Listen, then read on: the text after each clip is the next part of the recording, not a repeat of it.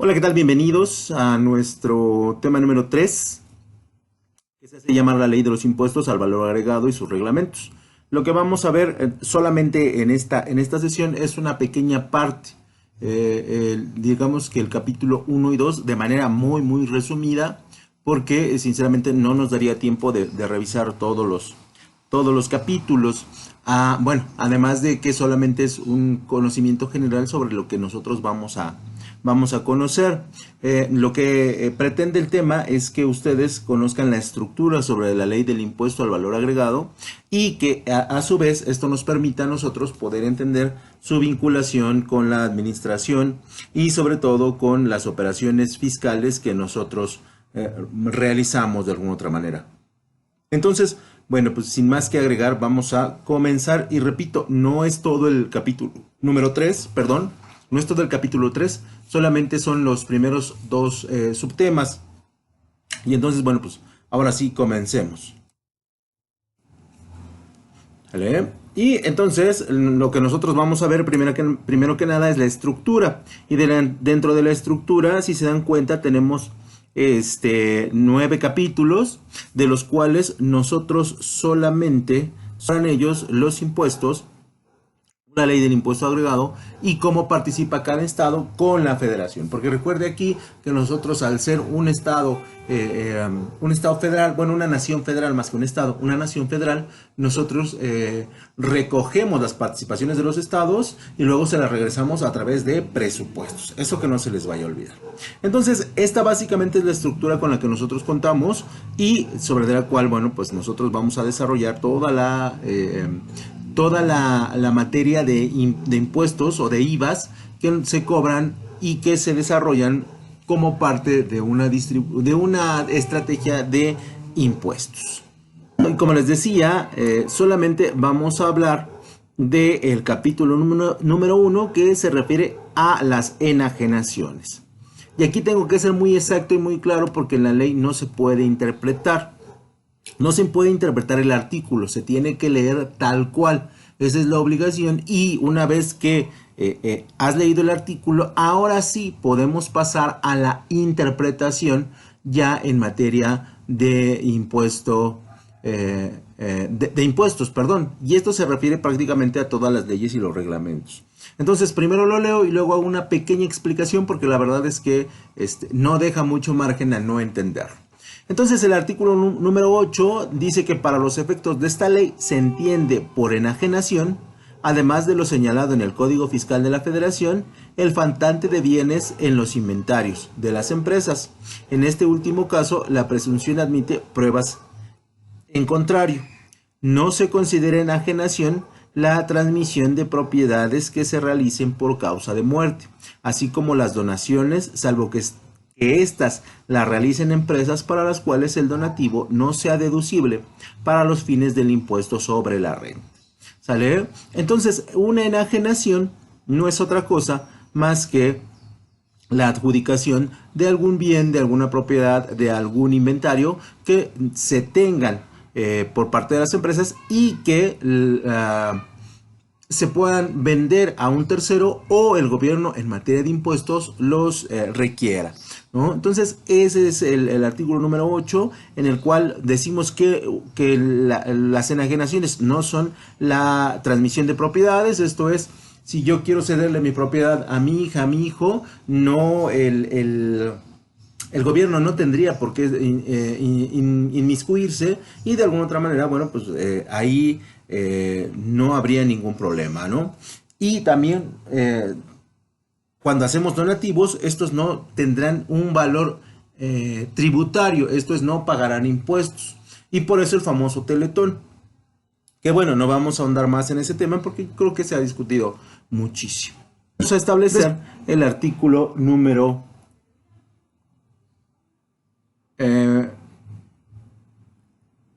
el párrafo reformado que nos establece que cuando la transferencia de propiedades no llegue a efectuarse, se tendrá derecho a la devolución de impuestos al valor agregado correspondiente, siempre que se reúnan los requisitos establecidos en los párrafos primeros y segundos del artículo 7 de esta ley.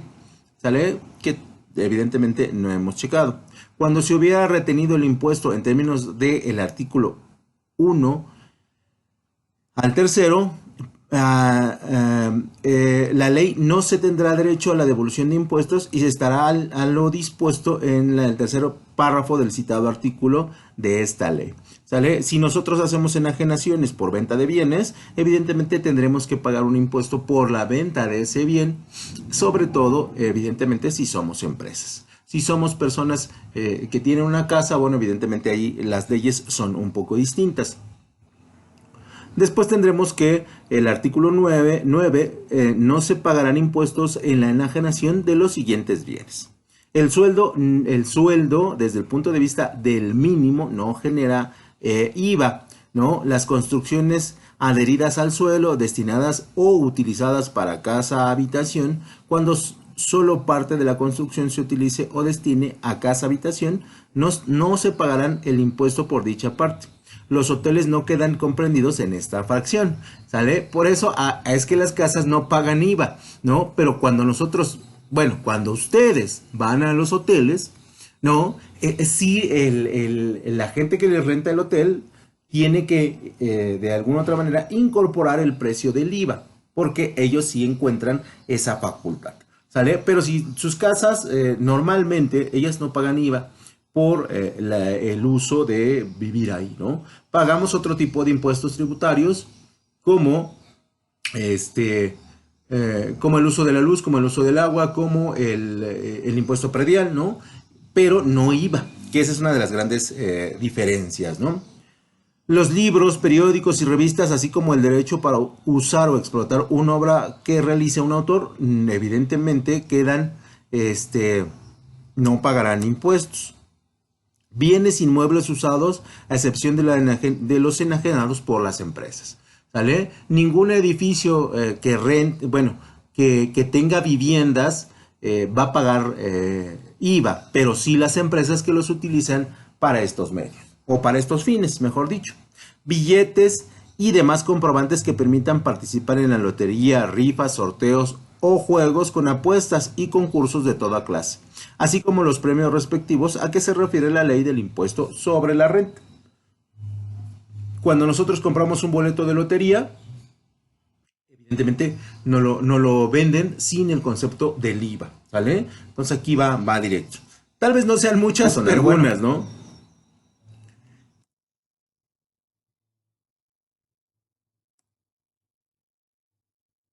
La moneda nacional o moneda extranjera, así como las piezas de oro o de plata que hubieran tenido tal carácter y las piezas denominadas onza troy, ¿sale? Estas se compran o se venden sin el cargo tributario correspondiente. Después tenemos las partes sociales, los documentos pendientes de cobro y títulos de crédito, con excepción de certificados de depósito de bienes, cuando la enajenación de dichos bienes se esté obligando a pagar este impuesto, y de certificados de participación inmobiliaria no amortizables u otros títulos que otorguen a su titular derechos sobre inmuebles distintos a casa habitación o suelo. En la enajenación de documentos pendientes de cobro no queda comprendida la enajenación del bien que ampare el documento, ¿sale? Tampoco se pagarán impuestos en las enajenaciones de los certificados de participación inmobiliaria no amortizables cuando se encuentren inscritos en el Registro Nacional de Valores e Intermediarios y su enajenación se realice en la Bolsa de Valores concesionada en los términos de la Ley del Mercado de Valores o en mercados reconocidos de acuerdo a tratados internacionales que México tenga en vigor. Esto es la compra y venta de acciones, la compra y venta de participaciones inmobiliarias, la compra y venta de artículos de uso de las empresas serán exentos de impuestos. Sobre todo porque normalmente los vendemos como desecho, ¿no? Para el caso de las empresas. En el artículo 10, para los efectos de esta ley, se entiende que la enajenación se efectuará en territorio nacional, si en él se encuentra el bien el efectuarse el envío al adquiriente y cuando no habiendo envío en el país se realice la entrega material del bien por la enajenación. Esto es, vamos a cobrar impuestos solamente dentro del territorio nacional. Si el bien viene en traslado, evidentemente no podemos hacer el cobro hasta que la persona lo tenga. ¿Estamos de acuerdo? Estamos hablando de casas, de productos tecnológicos, perdón, no de casas, de carros, perdón, de automóviles, de carros, de artículos tecnológicos que no se venden en el territorio nacional, artículos de lujo, artículos especializados, todos ellos pagarán impuesto una vez ingresando al país. La enajenación de bienes sujetos a matrícula o registro mexicanos se considerará realizada en territorio nacional, aun cuando al llevarse a cabo se encuentren materialmente fuera de dicho territorio y siempre que el enajenante sea residente en México o establecimiento en el país que de residencia en el extranjero. ¿Vale? Aquí sucede lo mismo, ¿no? Si nosotros vamos a registrar el bien porque va a venderse, comprarse, usarse en el país, evidentemente sí podemos hacer el cobro de impuestos, pero repito, solamente hasta que llegue al territorio nacional. Tratándose de bienes intangibles, se considera que la enajenación se realizará en territorio nacional cuando el adquiriente y el enajenante residan en el mismo país. Cuando hablamos de bienes intangibles, estamos hablando de, por ejemplo, productos tecnológicos, estamos hablando de aplicaciones tecnológicas y estamos hablando de servicios, sobre todo que tienen que ver con la administración de, por ejemplo, nuestra nube, ¿no? El uso de se me fue el nombre, de plataformas para guardar nuestros datos que normalmente están fuera del país, pero que nosotros vamos a realizar el pago de impuestos siempre y cuando las dos personas ubiquen sus operaciones en el país, ¿no? Si no, no es posible hacerlas. Y después tendremos el artículo número 11, que se considera que se efectúa la enajenación de los bienes en el momento en el que efectivamente se cobren las contraprestaciones y sobre el monto de cada uno de ellos.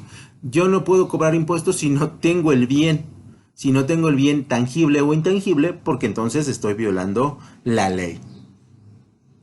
Tratándose de la enajenación de títulos que incorporen derechos reales a la entrega y disposición de bienes, se considera que los bienes que amparan dichos títulos se enajenan en el momento en que se pague el precio por la transferencia del título. Repito y lo vuelvo a reiterar, no me pueden cobrar impuestos si yo, como comprador, no tengo el bien. En el caso de no haber transferencia, cuando se entregue materialmente los bienes que estos títulos amparen a una persona distinta de quien constituyó dicho título. ¿Vale? Ahí vamos a hacer el cobro. En el artículo 12, para calcular el impuesto tratándose de enajenación, se considera como valor el precio o la contraprestación pactada, así como las cantidades que además se carguen o cobren al adquiriente por otros impuestos, derechos, intereses normales o moratorios. Los moratorios son cuando ya nos atrasamos en el pago de capital e intereses y entonces se nos están cobrando intereses más intereses. Penas convencionales o cualquier otro concepto. Entonces también puede haber impuestos sobre la falta de pago sobre la contracción de una deuda. Y aquí estaríamos en el capítulo número 2, que es el capítulo de la prestación de servicios, que parte del artículo 14. Para los efectos de esta ley se considera prestaciones de servicios independientes como la prestación de obligaciones la prestación de obligaciones de hacer que realice una persona a favor de otra, cualquiera que sea el acto que se le dé origen y el nombre o clasificación que a dicho acto le den otras leyes. El transporte de personas o bienes, el seguro, el afianzamiento y el refinanciamiento. El mandato, las comisiones, la mediación, la agencia, la representación, la correduría, la consignación y la distribución. Si nosotros nos dedicamos a cualquiera de estas actividades empresariales, tenemos que pagar IVA, ¿sale? Y bueno, aquí hay muchas empresas que se dedican a esta actividad, como por ejemplo las agencias. Tenemos múltiples agencias de pues, prácticamente cualquier tipo, las representaciones, tanto legales como artísticas, como políticas, como por ejemplo, las corredurías, que son básicamente son los corredores de bolsa. Ellos evidentemente sí tienen que pagar impuestos por la actividad que realicen. Las consignaciones, esas también se utilizan mucho en nuestro país. Y las distribuciones, toda aquella persona que distribuye un producto debe pagar sus impuestos.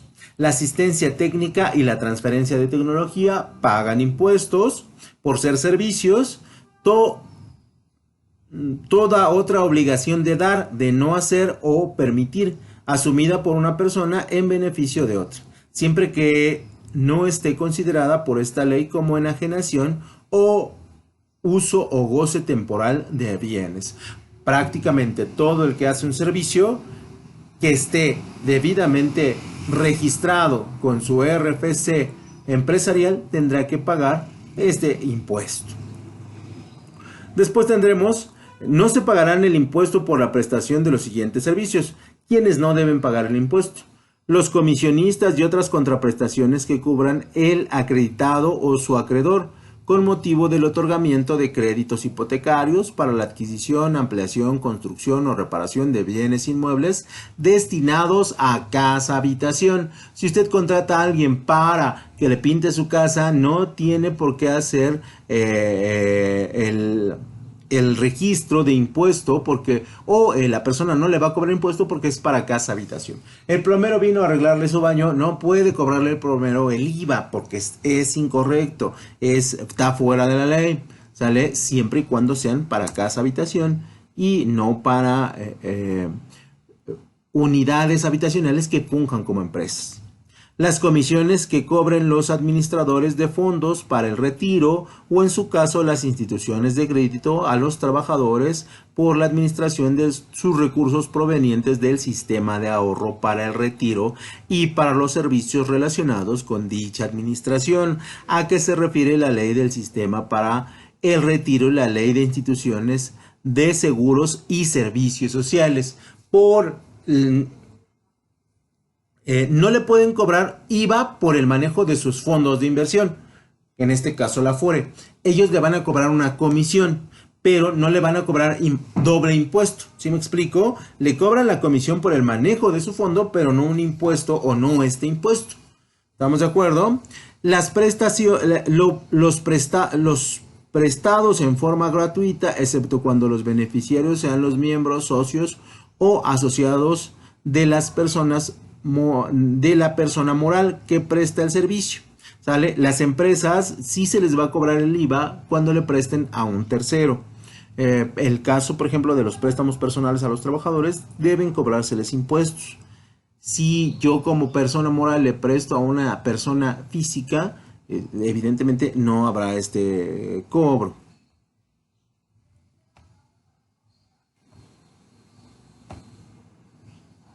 No se pagarán el impuesto por la prestación de los siguientes servicios. Continuamos.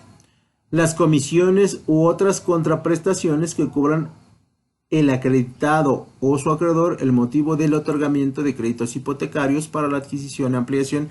Esta la repetimos, ¿sale? Aquí entonces nos saltamos y pasamos a la segunda, que es el transporte público terrestre de personas, excepto el ferrocarril.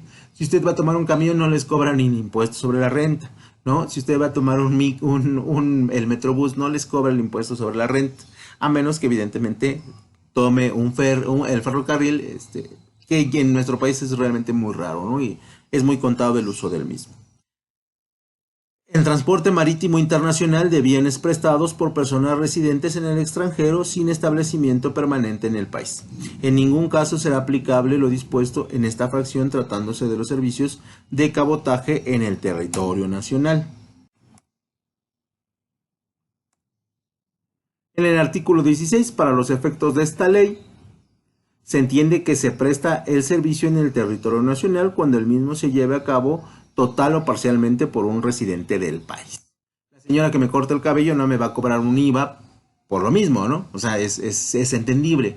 La señora que me hace un pastel no me va a cobrar un IVA, porque son servicios que se utilizan para el territorio nacional. En el caso del transporte internacional, se considera que el servicio se prestará en territorio nacional independientemente de la residencia del porteador, esto es el dueño del equipo de transporte, cuando en el mismo se inicie el viaje, incluso si este viaje es de ida y vuelta, ¿sale? O sea, no me van a cobrar impuestos o no me van a cobrar el IVA por el desarrollo del transporte. Me van a cobrar otro tipo de impuestos que, bueno, pues estarán marcados por la ley. En el artículo 16 de nuestro capítulo número 2, tratándose de transportación aérea internacional, se considera que únicamente se prestará el 25% del servicio en territorio nacional. Esto es, no puede haber más del 25% de aviones, barcos que estén circulando en el territorio, ¿no? Ya sea en el espacio aéreo o ya sea en el espacio marítimo. La transportación aérea a la población mexicana ubicada en la franja fronteriza de 20 kilómetros paralelos a las líneas divisorias internacionales del norte y sur del país gozarán del mismo tratamiento, ¿sale? En el caso de intereses y demás contraprestaciones que paguen residentes en México o los residentes en el extranjero que otorguen crédito a través de tarjetas. Se entiende que se prestará el servicio en el territorio nacional cuando el mismo se utilice la tarjeta. ¿Sale? O sea, en los primeros 20 kilómetros en la franja fronteriza no habrá un impuesto por la transportación. Y entonces en ese sentido nosotros deberíamos estar muy, muy tranquilos. Después vendría el artículo 17, donde en la prestación de servicios se tendrán obligaciones de pagar el impuesto en el momento en el que se cobre efectivamente las contraprestaciones y sobre el monto de cada una de ellas, salvo tratándose de los intereses a que refiere el artículo 18A de esta ley, en cuyo caso se deberán pagar los impuestos conforme se devenguen, o sea, se utilicen. Para calcular el impuesto tratándose de prestaciones de servicios se considera como el valor total de la contraprestación pactada, así como las cantidades que además se carguen o cobren a quienes reciban el servicio por otros impuestos, derechos, viáticos, gastos de toda clase, reembolsos, intereses normales o moratorios, penas convencionales y cualquier otro concepto. ¿Sale? Tratándose de personas morales que presten servicios preponderantemente a sus miembros, socios o asociados, los pagos que estos efectúen, incluyendo aportaciones al capital para observar pérdidas, se consideran como valor para efecto del cálculo del impuesto. En el caso de mutuo y otras operaciones de financiamiento, se considera como valor los intereses y todas otras contraprestaciones distintas del principio que perciban los acreedores. Y eso sería todo por mi parte. Recuerden que solamente revisamos el capítulo 1 y 2 de manera muy general, porque realmente entrar en detalle sería imposible. Y le agradezco su atención y vamos a tratarlo de explicar mejor en la clase en línea. Hasta luego.